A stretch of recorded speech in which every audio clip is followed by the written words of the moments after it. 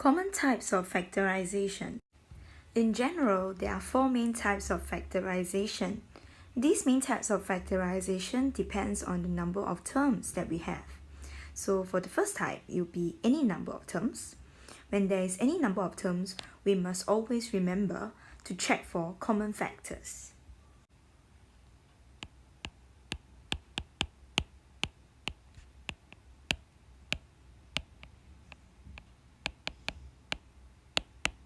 This is a very important step and it can be used for any number of terms, including 4, 3, and 2 terms.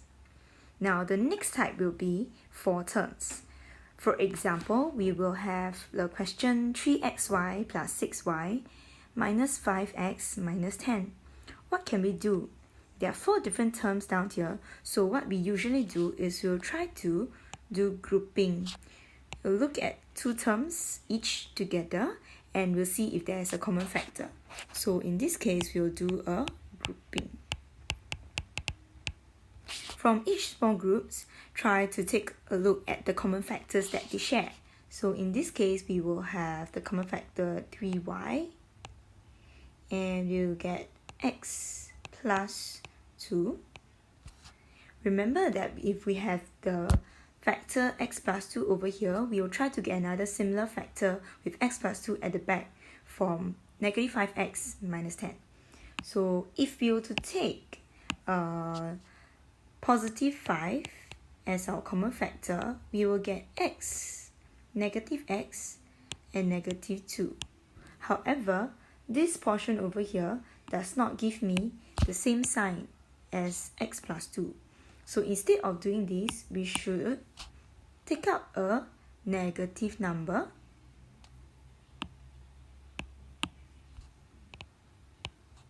negative 5, and when we take out a negative, we must remember that the sign will change. So this will become positive x and positive 2.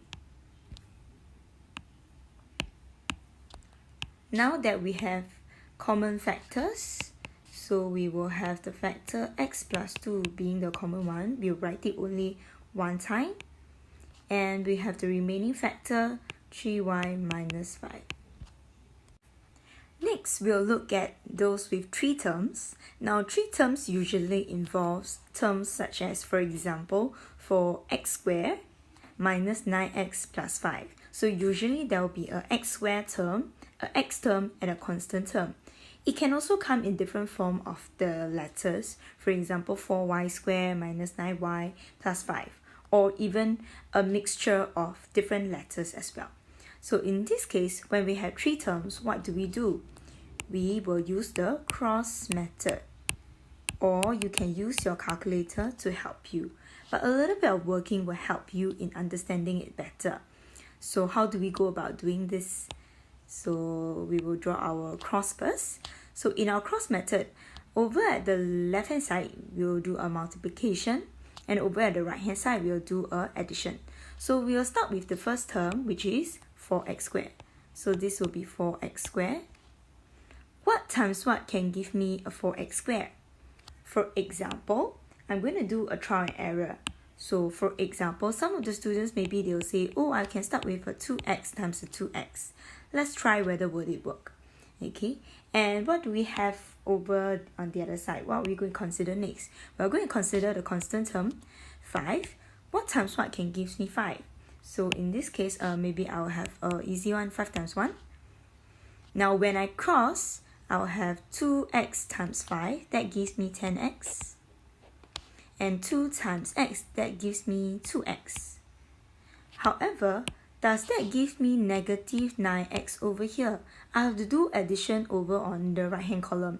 10x and 2x cannot give me a negative 9x. So in this case, that means my factors, one of my factors for 4x squared or even 5 have changed, are not the correct factors. So what do I need to do? I'll need to do a trial and error. I will have to try. So I'll change a combination. In this case, since 5 is already 5 times 1, so there's no changes in it. So I shall try and change my factors for 4x squared. So maybe I can try 4x times x. Remember, for x squared we must have a x times x, so that we will be able to cross and get x terms over at the other side. And this one here, we will erase this and we'll start over again. Let's take a look. If I were to have x times 5, this will give me 5x over here. 4 times x, this will give me 4x over here. I need a negative 9x. So in this case, for this column on the right, we are doing addition. So maybe I can have a negative 5x and a negative 4x to give me a negative 9x. Let's transfer the sign over to the other side. So this will be minus 5 times a negative 1, and that gives me a positive 5. Let's check, is this the same as positive 5? Yes, the sign is the same, so therefore our two factors will be 4x minus 5 and x minus 1. Later on, we'll go through more kinds of questions on this factorization involving 3 terms. Up next, we are going to look at factorization involving 2 terms and terms that has come in the pattern where we can try to take square. For example, we will be using our special product rule. A squared minus b squared is equals to 2 factors, a plus b, a minus b. Now, there's a very important concept that students must remember. A squared minus b squared is not equal to a minus b whole thing squared. This is a very big mistake that students usually always try to write in their exam scripts, which is not correct. So please do remember this is not true. Okay. Now let's take a look at how we can solve questions, for example, involving 2 terms like 5x squared minus 20. In this case, we will be using the special product. Our special product will be our rule number 3, a squared minus b squared is equals to a plus b, a minus b. Now let's take a look at the terms here. I have 5x squared minus 20. Can I take square root of 5? Can I take square root of 20? Then how can I go about factorizing this?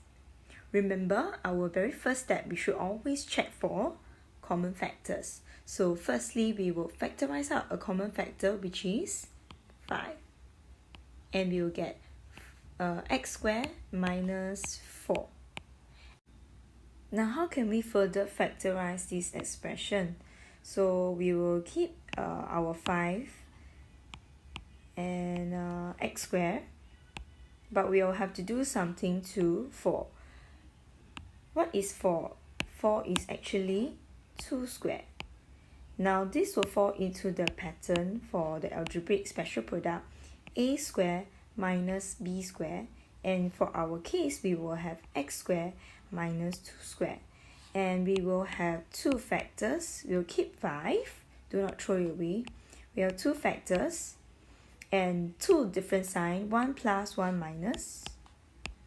So what are the terms inside the brackets? It will be x plus 2, x minus 2. For students watching the video, please copy this whole slide here. I will need to copy it into your exercise book.